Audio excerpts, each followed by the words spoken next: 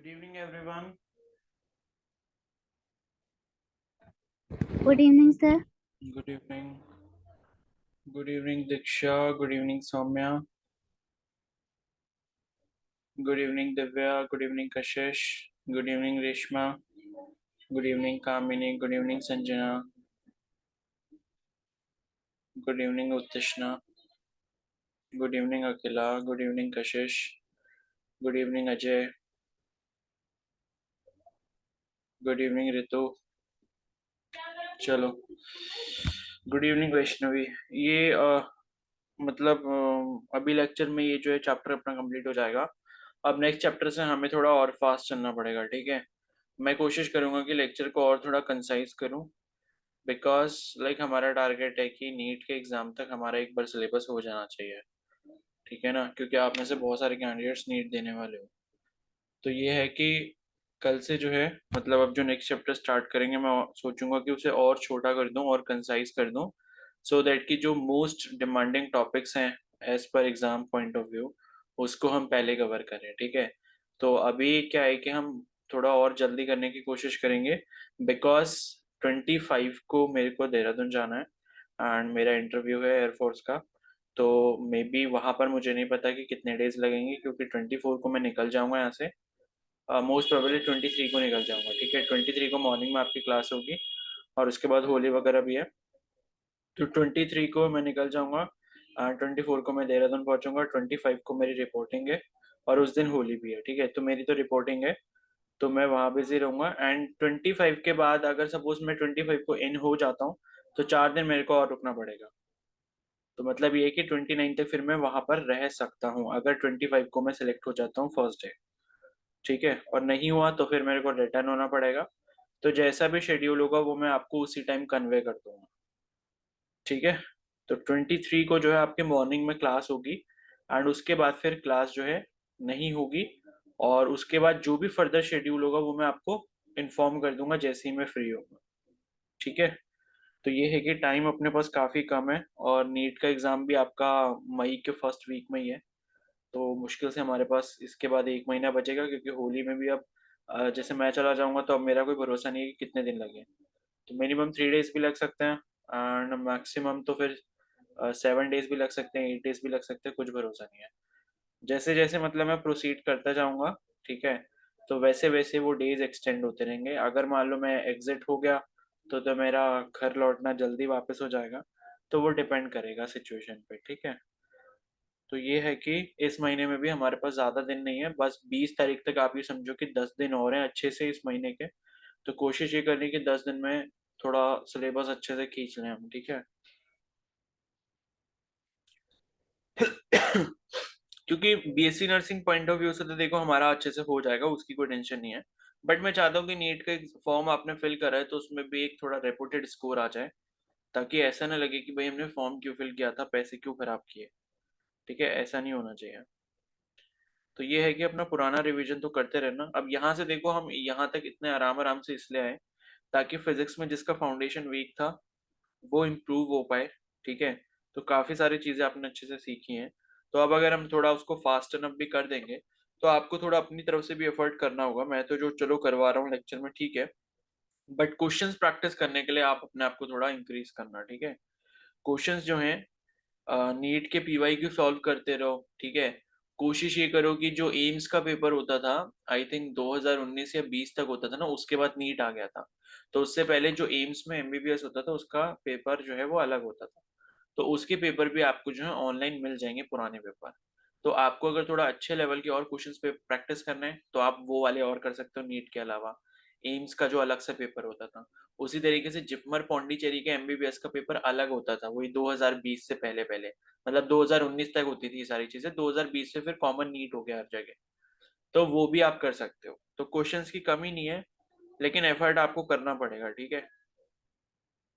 खुद से भी एफर्ट करना पड़ेगा, क्योंकि भाई जब आपके बोर्ड एग्जाम हुए थे 10th और 12th के, तो टीचर ने तो अपना काम कर दिया था, लेकिन ये था कि आपने भी अपनी पूरी मेहनत करी थी, तब आप बोर्ड एग्जाम में अच्छा कर पाए थे, ठीक है। तो देखो लास्ट लेक्चर में हमने एनर्जी के बारे में पढ़ लिया था। Kinetic energy, potential energy, total energy, ये सारी चीजें मैंने आपको पढ़ा दी इसमें। अब इसके बाद जो है एक छोटा सा टॉपिक है जो कि है how to find SHM, how to find time period of any SHM. ठीक है, अगर मान लो हमारे पास कोई भी एक ऐसा सिंपल हार्मोनिक मोशन दिया है, कोई भी दिया हो, मतलब वो कोई भी सिस्टम हो सकता है, तो उस सिस्टम के लिए एक बेसिक आइडिया क्या होगा अगर उस सिस्टम का या उस एसएचएम का जो है हमें टाइम पीरियड अगर फाइंड आउट करना है, ठीक है, तो उसके लिए जो है हम यहाँ पर क्या प्रोसेस अपनाएंगे, तो उसको थोड़ा मैथमेटिकल तरीके से देख लेते हैं। ठीक है, steps to find time period of any SHM.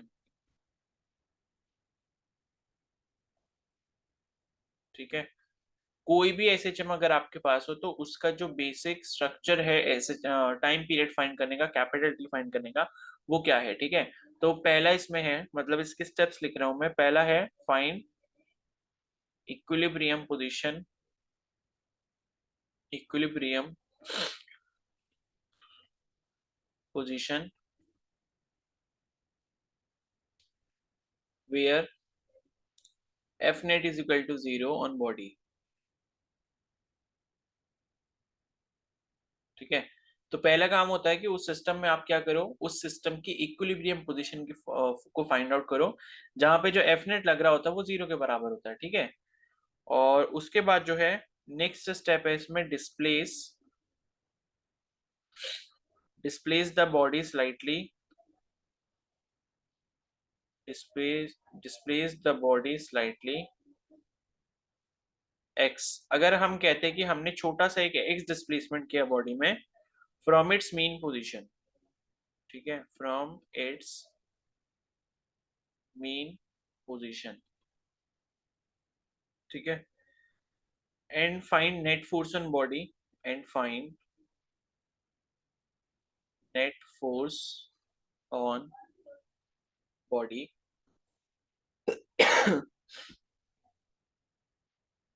ठीक है, तो ये हो गया। और फोर्स के लिए हम इक्वेशन जो इस्तेमाल करेंगे वो देखते हैं अभी। तो देखो, सबसे पहले क्या करना है, हमें वो जो जिस भी पार्टिकल की या जिस भी सिस्टम का हम जो है जो भी एसएचएम में है उसका हम क्या निकालना चाहते हैं, टाइम पीरियड निकालना चाहते हैं, तो सबसे पहले हम उसकी इक्विलिब्रियम पोजीशन को फाइंड करेंगे। कैसे फाइंड आउट करेंगे, हम ऐसी पोजीशन लेके आएंगे जहां पर उस सिस्टम के ऊपर या पार्टिकल के ऊपर एफ नेट की वैल्यू 0 हो रही होगी। ठीक है, एफ नेट की वैल्यू 0 मतलब एक्सेलरेशन 0, एक्सेलरेशन 0 मतलब कोई भी वेलोसिटी नहीं, वेलोसिटी नहीं तो इसका मतलब मोशन नहीं। ठीक है, मोशन नहीं तो इसका मतलब बॉडी इज स्टेशनरी। तो ऐसी पोजीशन हम पहले ढूंढेंगे, उसके बाद उसको थोड़ा सा एक्स एक्स से डिस्प्लेसमेंट से उसके साथ छेड़खानी करेंगे, मतलब अगर वो मेन पोजीशन पे तो उसको थोड़ा सा छेड़ देंगे ताकि वो एक्स डिस्प्लेसमेंट कर ले, और उसके बाद नेट फोर्स की वैल्यू से उसको बराबर करेंगे, और फिर हमें यहाँ पर टाइम पीरियड की वैल्यू मिल जाएगी। ठीक है, कैसे मिलेगी, तो यहाँ पर सपोज एक एग्जांपल ले लेते हैं जिससे और अच्छे से समझ आ जाएगा। ठीक है, एग्जांपल, सपोज मेरे पास एक एग्जांपल है स्प्रिंग मास सिस्टम का। ठीक है, क्योंकि हमने पढ़ रखा है कि भाई स्प्रिंग मास सिस्टम भी क्या करता है, एसएचएम परफॉर्म करता है। तो सपोज हमारे पास ये है एक स्प्रिंग। ठीक है, और इसमें आपने एक मास स्मॉल एम लटका दिया, और हमने कहा कि भाई इसका जो स्प्रिंग कांस्टेंट है वो किसके बराबर है, के बराबर है। ठीक है, हर किसी स्प्रिंग का क्या होता है कि स्प्रिंग कांस्टेंट होता है, वो मतलब उसके मटेरियल की प्रॉपर्टी होती है जिससे पता चलता है कि भाई वो कितना कंप्रेस होगा और कितना स्प्रेड होगा।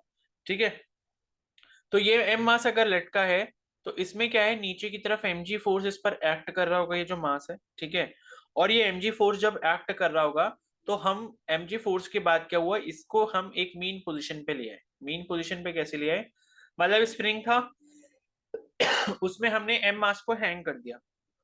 अब एम मास को जैसे ही हैंग करा तो पहले मान लो इसकी पोजीशन कहाँ थी, यहाँ पर थी।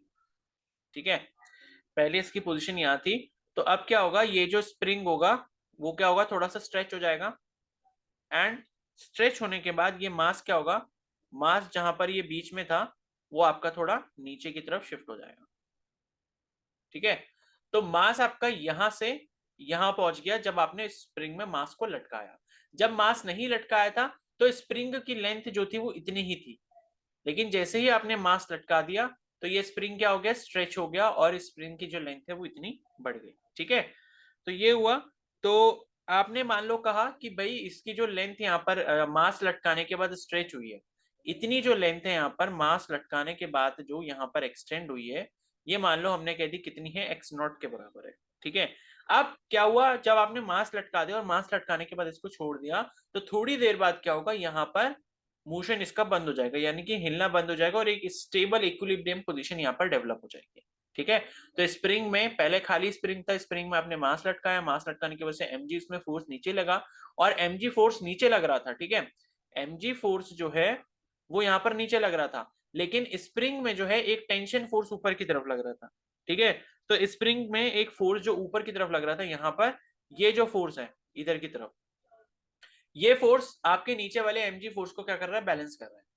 ठीक है, तो ये जो फोर्स है mg फोर्स, उसको क्या कर रहा है, ऊपर एक जो फोर्स है, ये वाला जो इधर की तरफ फोर्स डेवलप हो रहा है, वो इसको बैलेंस कर रहा है। एंड ये वाले जो फोर्स की वैल्यू है वो कितनी हो जाएगी, F इज इक्वल टू के एक्स नॉट हो जाएगी। ठीक है, स्प्रिंग की इक्वेशन पता है फोर्स वाली हमें, F is equal to minus के एक्स होता है। ठीक है, तो उसी के अकॉर्डिंग यहाँ पर अगर आप फोर्स की वैल्यू देखोगे, अगर एक्स नॉट डिस्प्लेसमेंट हुआ था यहाँ पे, तो F की वैल्यू कितनी हो जाएगी, के एक्स नॉट हो जाएगी। अगर हम सिर्फ मैग्नीट्यूड की बात करें तो F की वैल्यू क्या हो गई, के एक्स नॉट के बराबर हो गई। ठीक है, तो अब क्या हो रहा है कि ये जो के एक्स नॉट की वैल्यू ये ऊपर है और mg की वैल्यू नीचे ही, ये एक दूसरे को क्या कर रही है, बैलेंस कर रही है। तो के एक्स नॉट की वैल्यू क्या हो गई, mg के बराबर हो गई। ठीक है, तो इसी कंडीशन को मैंने यहाँ पर लिख दिया, k x naught is equal to mg for equilibrium position at equilibrium. Equilibrium के केस में ऐसा होगा कि जो ऊपर स्प्रिंग का के एक्स नॉट लग रहा है फोर्स, वो नीचे मास के mg फोर्स के बराबर होगा, तभी इन्होंने एक दूसरे को बैलेंस करा है। अब इसके बाद हमने क्या करा है, इसके बाद हमने ये इक्विलिब्रियम पोजीशन आ गई थी, इस इक्विलिब्रियम पोजीशन से हमने क्या करा, इस मास को नीचे और एक्सटेंड किया। देखो पहला जो केस था स्प्रिंग का, वो स्प्रिंग में खाली स्प्रिंग था, उसके साथ स्प्रिंग में हमने कोई छेड़खानी नहीं करी, हम उसमें मास लटका रहे थे। तो अब हमने यहाँ पर एक बार मास लटका दिया, मास लटकाने के बाद आपको ये सेकंड वाला केस मिल गया। ठीक है, ये फर्स्ट केस था जब आपका खाली स्प्रिंग था, सेकंड केस तब है जब आपका मास लटक चुका है उसमें और स्प्रिंग क्या हो गया, स्ट्रेच हो गया। उसके बाद तीसरा केस है जब इक्विलिब्रियम पोजीशन आ गई है, तो आप इस मास में थोड़ा सा और नीचे की तरफ फोर्स लगाते हो, थोड़ा सा मास को और क्या करते हो, डिस्प्लेस करते हो। तब क्या होता है इसमें, तब इसके साथ क्या होगा, ये आपका स्प्रिंग है। ठीक है, ये थोड़ा सा और स्ट्रेच हो जाएगा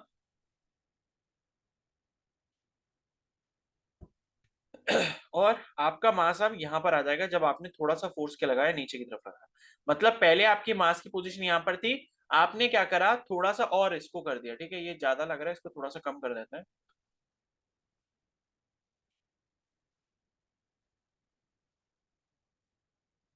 ठीक है, यहाँ पर कर लेते हैं, तो ये मास एम हो गया।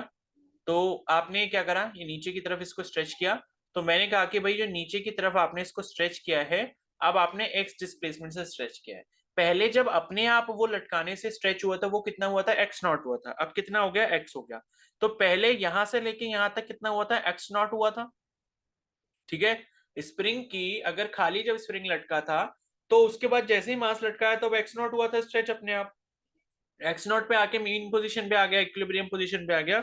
और उसके बाद आपने इसको क्या करा, थोड़ा सा और स्ट्रेच करा, और स्ट्रेच करने के बाद क्या करा, इसमें एक्स डिस्प्लेसमेंट और कर दी।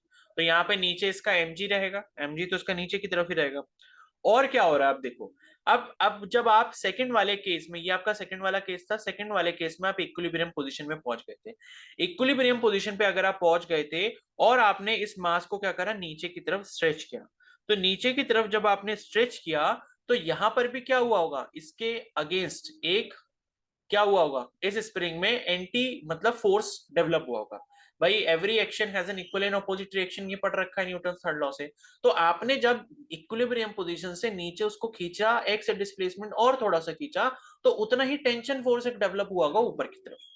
ठीक है, तो टोटल फोर्स, अब मैं ये थर्ड वाले केस में कह सकता हूं कि टोटल फोर्स की वैल्यू जो होगी यहाँ पर एफ नेट, वो कितनी होगी, के एक्स के बराबर होगी, क्योंकि एक्स डिस्प्लेसमेंट यहाँ पर हुआ था नीचे की तरफ, तो इसका मतलब है नेट फोर्स यहाँ पर जो है वो के एक्स के बराबर डेवलप होगा। बाकी क्या हुआ, ये जो नीचे का mg फोर्स है, ये mg फोर्स तो आपके यहाँ वाले F इज इक्वल टू के एक्स नॉट से क्या हो गया था, कैंसिल हो गया था। ये दोनों क्या थे, बराबर थे। अभी हमने पढ़ा था कि के एक्स नॉट क्या है, mg के बराबर है, तो ये दोनों तो कैंसिल हो चुके हैं, मतलब बराबर है, तो इक्वलाइज हो चुके हैं। तो जब हमने और एक्स्ट्रा फोर्स नीचे की तरफ लगाया, तो उसके अगेंस्ट यहाँ पर जो फोर्स डेवलप हुआ है स्प्रिंग के अंदर, वो कितना हुआ, वो आपका हुआ F इज इक्वल टू के एक्स के बराबर। ठीक है, जिसकी डायरेक्शन क्या होगी, अपवर्ड होगी। ठीक है, तो अब मेरे को बताओ क्या इतनी चीज आपको समझ आ गई, ये केस अच्छे से समझ आ गया? Yes sir. किसी को कोई डाउट है यस सर। कि कैसे हुआ ये केस? ठीक है, तो ये अगर अच्छे से समझ आ गया तो बस आप कुछ नहीं है, अब यहाँ पर आप क्या कर सकते हो, यहाँ पर हमारे पास फॉर्मूला आ जाएगा। देखो, तो एफ की जो नेट हमें यहाँ पर जो लास्ट वाले केस में, इन केस 3 या इन केस थर्ड, हमें जो एफ की वैल्यू मिली वो कितनी, के एक्स के बराबर थी, माइनस के एक्स कह सकते हो विद साइन अगर ले, क्योंकि फोर्स मास को हम नीचे की तरफ कर रहे हैं, डिस्प्लेसमेंट हमारा नीचे की तरफ है, लेकिन फोर्स कहां लग रहा है, फोर्स ऊपर की तरफ लग रहा है। ठीक है, डिस्प्लेसमेंट मास को हम नीचे की तरफ कर रहे हैं स्प्रिंग के साथ, लेकिन फोर्स ऊपर की तरफ लग रहा है, इस वजह से एफ इज इक्वल टू क्या आएगा, माइनस के एक्स आएगा, जो ये बताता है कि भाई डिस्प्लेसमेंट तो आपके नीचे की तरफ हो रही है, लेकिन मास के अंदर जो टेंशन फोर्स डेवलप हो रहा है वो कहां हो रहा है, ऊपर की डायरेक्शन में हो रहा है। तो एफ की वैल्यू जो हो गई क्या हो गई, माइनस के इंटू एक्स के बराबर होगी। ठीक है, अब क्या होगा, F is equal to minus के एक्स जब आपने यहां पर कर लिया, तो आपको ये पता है कि के की वैल्यू जो होती है, के की वैल्यू क्या होती है, के की वैल्यू होती है एम इंटू ओमेगा स्क्वायर। ठीक है, ये हम पढ़ चुके हैं, जैसे आपने पढ़ा था ना, क्या पढ़ा था, मतलब वेलोसिटी का एक्सप्रेशन पढ़ा था आपने, या डिस्प्लेसमेंट का एक्सेलरेशन पढ़ा था। ठीक है, x is equal to A omega sine omega t, इस तरीके से पढ़ा था आपने। ठीक है, तो ये उसमें आपका के भी आया था। ठीक है ना, के पढ़ा था ना आपने, के लिए यही वाली इक्वेशन होती है, F is equal to minus के एक्स, यही आपके सिंपल एसएचएम के लिए इक्वेशन होती है, ये हमने पढ़ रखा है। और जहां पे मतलब हमने जो इक्वेशन पढ़ी थी वो क्या थी, F is equal to minus के X to the power N, और एन जब 1 हो जाता था तो वो आपका केस किसका बन जाता था, सिंपल हार्मोनिक मोशन का। और ये सिंपल हार्मोनिक मोशन का केस, ये आपका स्प्रिंग का भी क्या जो केस है, वो सिंपल हार्मोनिक मोशन का ही है। तो एफ इजिकल टू माइनस के एक्स वैसे भी हो गया, और यहां पर जो के की वैल्यू होती थी इस इक्वेशन में वो क्या होती थी, एम इंटू ओमेगा स्क्वायर होती थी। तो जब आपने ये वाला प्रैक्टिकल किया, ये वाला जब एक्सपेरिमेंट किया, तो जब आपने नीचे मतलब इक्विलिब्रियम पोजीशन पे तो ले आया, इक्विलिब्रियम पोजीशन पे लाने के बाद मास को जब आपने नीचे स्ट्रेच किया, तो आपको भाई पता तो लग रहा होगा ना कितने सेंटीमीटर आप नीचे लेके गए, या मीटर में कितने मीटर नीचे लेके गए, वो लेंथ आप कैलकुलेट कर सकते हो, यानी कि एक्स इज मेजरेबल, यानी कि जितना मेन पोजीशन से नीचे आप लेके जाओगे, अगर आप उसके पीछे स्केल लगा दोगे तो स्केल से आप मेजर कर सकते हो कि मेन पोजीशन से आपने मास को कितना सेंटीमीटर कितना मीटर नीचे तक स्ट्रेच किया। तो एक्स की वैल्यू आपको यहाँ पर मिल गई। ठीक है, एक्स की वैल्यू आपको मिल गई यहाँ पर, और उसके साथ साथ आप यहाँ पर क्या लगा सकते हो, ऊपर की तरफ एक स्प्रिंग जो वो आता है कि स्प्रिंग वेट आता है, या स्प्रिंग मतलब बैलेंस आता है, जो मास वेट मतलब वेट को बैलेंस कर, वो मेजर करने के लिए होता है, तो उससे आपकी एफ की वैल्यू निकल जाएगी। उससे एफ की वैल्यू निकल गई, एक्स की वैल्यू भी आपके पास पता है, तो के की वैल्यू आपके पास निकल जाएगी कैलकुलेशन से। के की वैल्यू अगर आपने कैलकुलेशन से निकाल ली, तो इसके बाद ये वाला फॉर्मूला जो है k is equal to m omega square, ये वाला आप इस्तेमाल करोगे। और इसमें आपको थोड़ा सा और चेंज करना होगा, कैसे आप इसको चेंज कर सकते हो, F k is equal to m into omega square अगर ये हो गया, तो उसके बाद जो है ओमेगा स्क्वायर की वैल्यू क्या हो जाएगी, के बाई एम के बराबर हो जाएगी, और ओमेगा की जो वैल्यू है वो क्या हो जाएगी, के बाई एम, और ये क्या हो जाएगा, स्क्वायर रूट हो जाएगा। और ओमेगा को हम क्या लिख सकते हैं भाई, 2 पाई बाई कैपिटल टी लिख सकते हैं। तो ये किसकी वैल्यू हो गई, के बाई एम की वैल्यू हो गई 2 पाई बाई टी। ठीक है, इतना हो गया। अब आप क्या कर सकते हो, यहाँ से कैपिटल टी की वैल्यू निकाल सकते हो। कैपिटल टी की जो वैल्यू है वो क्या हो जाएगी, कैपिटल टी अगर आप उसको राइट हैंड साइड में लेके जाओगे तो ये हो जाएगा 2 पाई, और ये रूट में जो है ये इसका रेसिप्रोकल हो जाएगा, ये क्या हो जाएगा, एम बाई के हो जाएगा। तो मास जो आपको पता होगा जो आपने लटकाया था उसकी वैल्यू रख दोगे आप। ठीक है, ऐसे भी सीधे सीधे आप इस फॉर्मूला से भी निकाल सकते हो अगर आप एफ और एक्स नहीं निकाल रहे। हाँ मतलब हाँ वो तो करना ही पड़ेगा, लेकिन के तो आपको निकालना पड़ेगा, तो वो एफ और एक्स से निकलेगा, तो एफ और एक्स आपको पता होगा उससे आप के निकाल लोगे। मास आपको पता होगा आपने कितना लटकाया था, 2 पाई आपका कांस्टेंट, उससे आपका टाइम पीरियड निकल जाएगा। तो इससे क्या कर सकते हो, जैसे हमने स्प्रिंग मास सिस्टम का निकाला है, वैसे ही और भी सिस्टम्स का आप क्या निकाल सकते हो, यहाँ पर टाइम पीरियड कैलकुलेट कर सकते हो। ठीक है, तो हमें बस ये पता होना चाहिए था कि अगर हमें टाइम पीरियड निकालना है तो वो कैसे निकलेगा, क्या क्या चीजें उसके लिए कैलकुलेट करनी पड़ेगी। ठीक है, आ गया सभी को समझ में ये? Yes sir. Yes sir.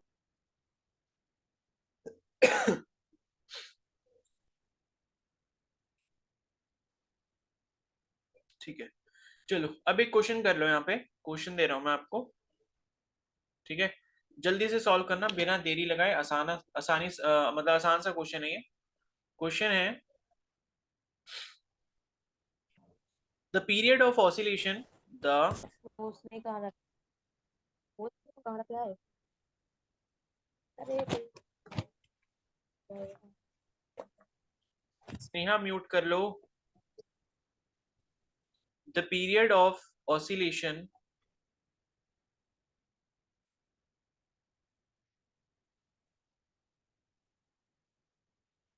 the period of oscillation of a mass capital M, of a mass capital M, suspended from a spring of, suspended from a spring of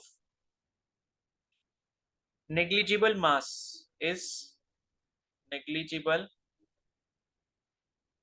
mass is capital T. ठीक है? If along with it, if along with it another mass capital M, another mass capital M is also suspended, is also suspended, the period of oscillation will now be, the period of oscillation will now be. ठीक है? और option आपके हैं capital T, T by √2, option C है यहाँ पे 2 into T, और option D है √2t। चलो करो। तो क्वेश्चन देखो क्या कह रहा है कि पीरियड ऑफ ऑसिलेशन जो है एक मास कैपिटल एम का, जिसको स्प्रिंग से हमने सस्पेंड किया है, एक नेग्लिजिबल मास का स्प्रिंग है, उसका जो पीरियड ऑफ ऑसिलेशन क्या है, कैपिटल टी है। ठीक है? लेकिन अगर उसके साथ एक मास कैपिटल एम और लटका दिया जाए तो पीरियड ऑफ ऑसिलेशन कितना हो जाएगा? ठीक है, बताओ जल्दी से कैलकुलेट करो।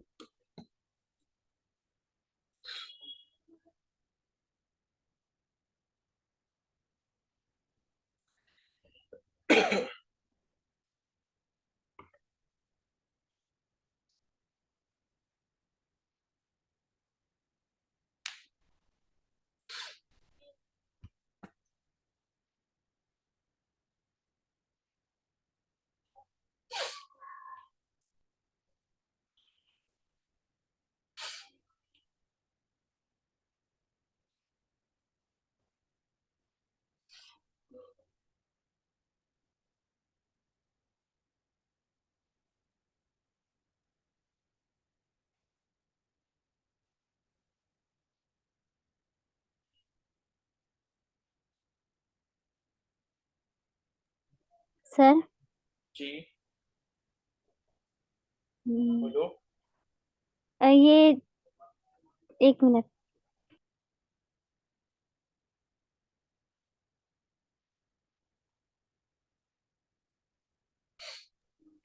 रूट हाँ √2t। चलो अभी चेक करते हैं। हो गया बाकी लोगों का?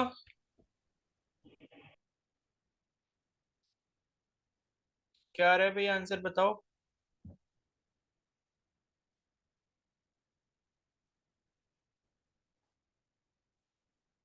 डी आ रहा है? और किसका नहीं आया भाई? सिर्फ 2-3 ने आंसर दिया है अभी, बाकियों का क्यों नहीं आ रहा? डी आ रहा है, डी आ रहा है। ठीक है, चलो तो इसका आंसर कैपिटल डी है। आपको कुछ नहीं करना था, बस कंपेयर करना था। फॉर्मूला आपके पास है यहाँ पर, देखो कैपिटल डी का 2π√m/k। ठीक है? इसी फॉर्मूला का जब आप इस्तेमाल करोगे तो क्या हो जाएगा, T is equal to 2π capital, मतलब रूट में क्या हो जाएगा, m/k। m यहाँ पर मतलब मास कितना दिया, कैपिटल M दिया है, और k हम कांस्टेंट खुद मान लेते हैं, जिसकी वैल्यू के बारे में यहाँ पर कोई भी जिक्र नहीं किया गया, तो आप उसको k ही मान लोगे। ठीक है? तो अब इन्होंने बोला कि भैया हमारे पास एक स्प्रिंग था, उस स्प्रिंग में टाइम पीरियड की वैल्यू इतनी थी और उसका मास कैपिटल का m था, तो टाइम पीरियड की वैल्यू क्या हो जाएगी, 2π√m/k हो जाएगी। और इन्होंने क्या करा कि उसी स्प्रिंग में एक मास कैपिटल M और ऐड कर दिया, यानी कि अब मास की वैल्यू कितनी हो जाएगी, m + m हो जाएगी। ठीक है? यानी कि 2m के बराबर हो जाएगी। तो टी डैश अगर मैं बोलूं कि टाइम पीरियड अगर टी डैश है सेकंड वाले केस में, जब हमने मास को ऐड किया है, तो कितना हो जाएगा 2 पाई √2m/k। के तो वही रहेगा, क्योंकि भाई स्प्रिंग आपने अगर चेंज नहीं करा तो स्प्रिंग जो है उसका मटेरियल अगर सेम है तो के तो वही रहेगा। ठीक है, क्योंकि स्प्रिंग की ना तो लेंथ के साथ छेड़खानी हुई है यहाँ पे, ना तो स्प्रिंग के मटेरियल के साथ छेड़खानी। ठीक है, तो उसके बाद क्या होगा, खाली मास को चेंज कर रहा है, तो जो चीज चेंज हुई है वो आपने यहाँ पर रख दी टी डैश में। बाकी 2 पाई तो कांस्टेंट होता है, तो कुछ नहीं करना, टी डैश को टी से डिवाइड कर लो या इन दोनों को आपस में डिवाइड कर लो। क्या हो जाएगा, T upon T dash is equal to 2 pi से 2 पाई तो देखो कैंसिल हो जाएंगे डिवाइड करते टाइम। और ये आपका क्या है यहाँ पर √m/√, ये है, और ये मल्टीप्लाई करेंगे तो ऊपर जाके क्या हो जाएगा, इसका ऑर्डर चेंज हो जाएगा, ये क्या हो जाएगा k/2m हो जाएगा। ठीक है, तो अब ये रूट इंटू रूट है, ये इसको एक सिंगल रूट में लिख लेंगे, तो t/t डैश की वैल्यू क्या हो जाएगी, पूरा मैं स्क्वायर रूट में लिख लेता हूँ क्योंकि चारों ही रूट में है, तो m/k मतलब m multiplied by k upon k into 2 है। ठीक है, तो k से k कैंसिल हो गया, m से n कैंसिल हो गया, क्या आया आपके पास 1/√2 आ गया। ठीक है, 1/√2 आ गया। अब t डैश की आपको वैल्यू चाहिए, तो t डैश की वैल्यू यहाँ से कितनी हो जाएगी, √2 टाइम्स ऑफ t हो जाएगी, यानी कि option D will be the correct answer. ठीक है, आया सभी को समझ में? Yes sir. हाँ। Yes sir. तो ऐसे इस कॉन्सेप्ट को जो है आपने इस्तेमाल करना है। ये क्वेश्चन आपका 2010 में आया हुआ था, मतलब AIPMT में। ठीक है,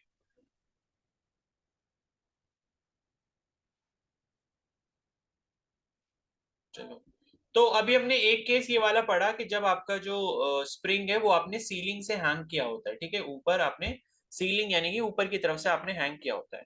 इसमें दो केसेस आप और भी पढ़ सकते हो। स्प्रिंग का पहला केस तो हमने पढ़ लिया, स्प्रिंग का एक केस 2 भी देख लो। स्प्रिंग का एक केस 2 कैसा हो सकता है कि आपने क्या करा है, स्प्रिंग को रिजिडली इधर से, मतलब वो क्या है, ठीक है, इस तरीके से अगर आपने मास जो है हॉरिजॉन्टली इसमें क्या किया है, हॉरिजॉन्टली इसमें अटैच किया है, और इसमें फिर वही सब चीजें कर रहे हो, मतलब आपने क्या करा, ओरिएंटेशन चेंज कर दिया। तो इसके लिए भी टाइम पीरियड का फॉर्मूला चेंज नहीं होगा, टाइम पीरियड का फॉर्मूला उतना ही रहेगा 2 पाई √m/k, कोई भी फर्क नहीं पड़ेगा। ठीक है, अगर आपने यहाँ पर इसकी ओरिएंटेशन को चेंज कर दिया। और एक और केस यहाँ पर बन सकता है कि अगर आपने एक इंक्लाइनेशन थीटा एंगल हॉरिजॉन्टल से, अगर थीटा एंगल पे यही सेम अपरेटस को रखा, ठीक है, ये फिक्स हो गया यहाँ पे, और यहाँ पे क्या हो गया आपका, मास m हो गया, तो इसके लिए भी t की जो वैल्यू है वो वही रहेगी, चेंज नहीं होगी, मतलब फॉर्मूला सेम रहेगा। तो स्प्रिंग कैसा भी, ओरिएंटेशन कैसी भी हो, कोई फर्क नहीं पड़ेगा, आपका जो है रिजल्टेंट यही आएगा। ठीक है, तो ये हो गया आपका। और बाकी एक चीज ध्यान रखो, अगर कॉम्बिनेशन आ जाते हैं स्प्रिंग के, ठीक है, फॉर स्प्रिंग कॉम्बिनेशन, तो कॉम्बिनेशन का मतलब क्या है कि अगर एक से ज्यादा स्प्रिंग होंगे आपके पास और वो अलग अलग तरीके से अटैच होंगे, तो हमारे पास दो टाइप के कॉम्बिनेशन होते हैं, पहला होता है सीरीज कॉम्बिनेशन और दूसरा होता है पैरेलल। तो सीरीज और ये पैरेलल वैसे ही होते हैं जैसे आपके रेजिस्टर होते हैं, रेजिस्टर मतलब रेजिस्टेंस। ठीक है, रेजिस्टर या रेजिस्टेंस देखते हो ना आप सीरीज या पैरेलल में, उसमें इक्विवेलेंट निकालना होता है। सीरीज के केस में R1+R2+R3 होता है, और पैरेलल के केस में 1/R1+1/R2+1/R3 इस तरीके से होता है। तो इसी तरीके से यहाँ पर आप स्प्रिंग को भी सीरीज और पैरेलल कंडीशन में ऐड कर सकते हो। कैसे करोगे, तो सीरीज में अगर आप लगा रहे हो तो सीरीज में कैसे हो सकता है, सीरीज में बस आपको ध्यान रखना होता है कि एंड टू एंड कनेक्शन होता है स्प्रिंग का।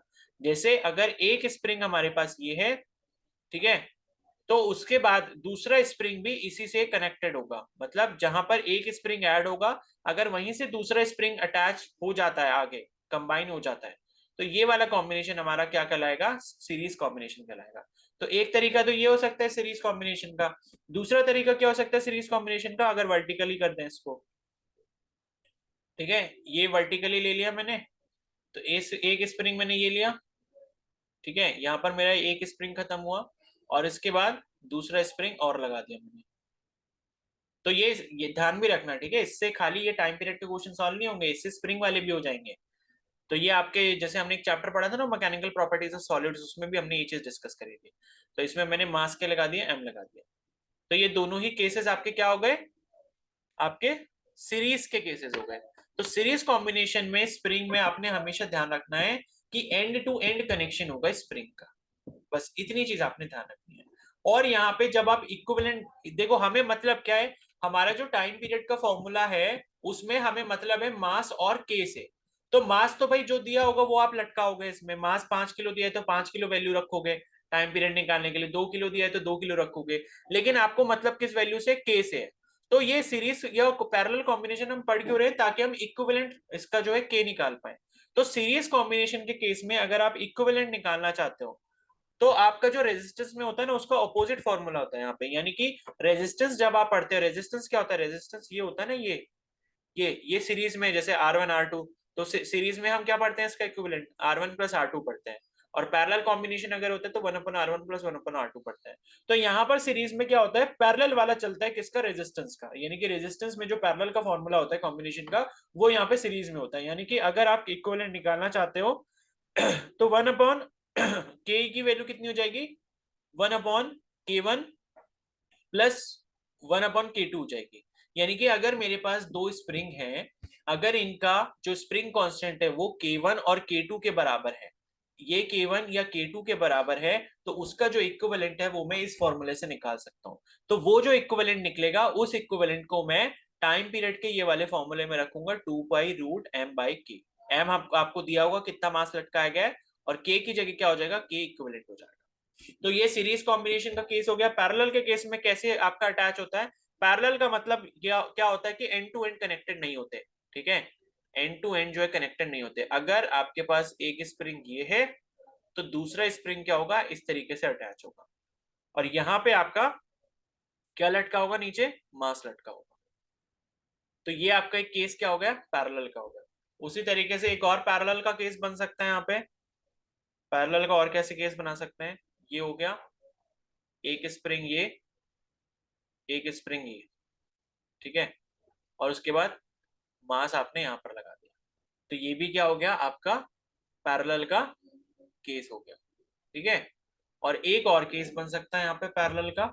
पैरेलल कॉम्बिनेशन में और कैसे आप कनेक्ट कर सकते हो मासेस को, मतलब ये स्प्रिंग को कैसे कनेक्ट कर सकते हो, एक तरीका ये भी है, एक स्प्रिंग ये रहा, ठीक है, इससे मास ज्वाइन हो गया, फिर दूसरा स्प्रिंग शुरू हुआ, और ये यहां हो गया। तो आप तीनों ही केसेस में, ये जो तीन केसेस आपने देखे, पैरेलल कॉम्बिनेशन के केस में क्या हो रहा है कि एक स्प्रिंग का एंड दूसरे स्प्रिंग के एंड से नहीं जुड़ा हुआ है, उसके बीच में हमेशा कुछ ना कुछ आ ही जा रहा है, चाहे वो मास आए या फिर खाली मतलब वायर आए या कुछ भी आए, लेकिन एक स्प्रिंग का कांटेक्ट दूसरे स्प्रिंग से सीधा सीधा नहीं होगा। तो अगर इनका भी स्प्रिंग कांस्टेंट K1 और K2 है दोनों का, ठीक है, K1 K2 है, और दो से ज्यादा भी हो सकते हैं, ऐसे जरूरी नहीं कि दो ही होंगे। दो तो मैंने खाली बनाए हैं, तीन भी हो सकते हैं, चार भी हो सकते हैं, लेकिन फॉर्मूला जो है वो सेम ही रहेगा, ठीक है। तो यहाँ पर क्या हो जाएगा इसका फॉर्मूला, यहाँ पे इसका फॉर्मूला हो जाएगा के इक्विवेलेंट का पैरेलल के केस में K1 प्लस K2। अगर तीन होते हैं यहाँ पर तो K1 plus K2 plus K3 हो जाते हैं, n नंबर होंगे तो K1 plus K2 plus K3 up to Kn हो जाएगा। तो ये हो गया के इक्विवेलेंट। और इसके लिए फिर टाइम पीरियड के लिए फॉर्मूला वही लगाएंगे, 2π√m/ke, और इसमें ये के इक्विवेलेंट की वैल्यू रख देंगे, ठीक है। आ गया समझ में, बताओ। Sir yes sir. Series parallel combination for spring आ गया ना सभी को। यस सर ये सेकंड वाला दोबारा बता दो। सेकंड वाले में पैरेलल कॉम्बिनेशन है, मतलब क्या होगा कि यहाँ पे आपका एक स्प्रिंग जो है दूसरे स्प्रिंग के साथ डायरेक्ट कांटेक्ट में नहीं होगा, डायरेक्ट, जैसे कि सीरीज कॉम्बिनेशन में था, बस। और फॉर्मूला क्या हो जाएगा, K1 प्लस K2 हो जाएगा, ठीक है। और ये मैं बताऊं, ये सीरीज वाले जो फॉर्मूला देख रहे हो 1/K इज इक्वल टू, अगर आपके पास दो दिए होते हैं तो दो के लिए सीधा सीधा फॉर्मूला भी के का लिख सकते हो। अगर आप ये सॉल्व नहीं करना चाहते एलसीएम वगैरह लेके, तो इसका सीधा सीधा फॉर्मूला हो जाता है K1 K2 प्लस K2। तीन होगा तो तीन के लिए फॉर्मूला नहीं होगा, ये सिर्फ और सिर्फ दो के लिए मतलब उसी फॉर्मूले को जब आप सॉल्व कर लोगे एलसीएम लेके तो ये वैल्यू मिल जाती है, ठीक है। और मैं एक क्वेश्चन ठीक। आपको भेज रहा हूँ ग्रुप में, तो वो आप अभी ब्रेक में सॉल्व करो, उसके बाद करेक्ट 6 बजे हम मिलेंगे वापस, ठीक है? ग्रुप में क्वेश्चन मैं आप सर सभी को ये भेज रहा हूँ, उसको आप सॉल्व करने की कोशिश करो, इसी के ऊपर है, और उसका आंसर फिर मैं ब्रेक के बाद पूछूंगा, ठीक है?